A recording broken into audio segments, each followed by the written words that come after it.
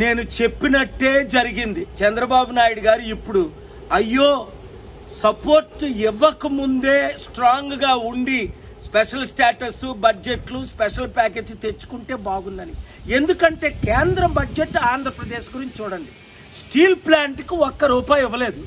మనం 50,000 కోట్లు ట్యాక్స్ రూపం కట్టినప్పుడు 600 కోట్ల అవసరానికి స్టీల్ ప్లాంట్ కి ₹1 ఇవ్వలేదని ఇంత ఫైట్ చేసిన తర్వాత పోని పోలవరంకి ఏమైనా ఇచ్చారా, అమరావతికి ఏమైనా ఇచ్చారా? 15,000 కోట్లు ఇస్తారట. అరే మన అప్పే 13 లక్షల కోట్లు, దాని వడ్డీయే 1,30,000 కోట్లు, అంటే సంవత్సరానికి నెలకు 10,000 కోట్లు. వాళ్ళు 15,000 కోట్లు 5 సంవత్సరాలు ఇస్తే పోను 1 ఇయర్లో ఇస్తే ఎక్కడ సరిపోద్ది మనకి? ఇప్పుడు అర్థమైందా? విజన్ ఉండాలా, అది లేకే రాష్ట్రం నాశనం అయిపోతుంది.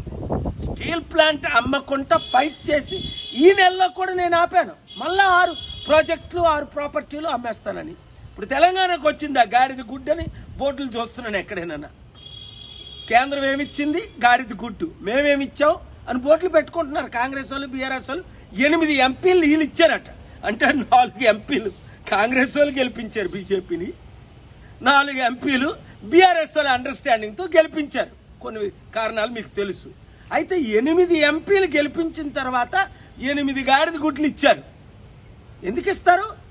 గుజరాత్ కి అక్కడికి ఇక్కడికి ఇచ్చుకుంటారు. మనకెందుకు? అసలు వాళ్ళ దగ్గర లేదే లేదు ఇవ్వడానికి. వడ్డీ కట్టలేని పరిస్థితి. దేశ అప్పులు మీకు తెలుసా?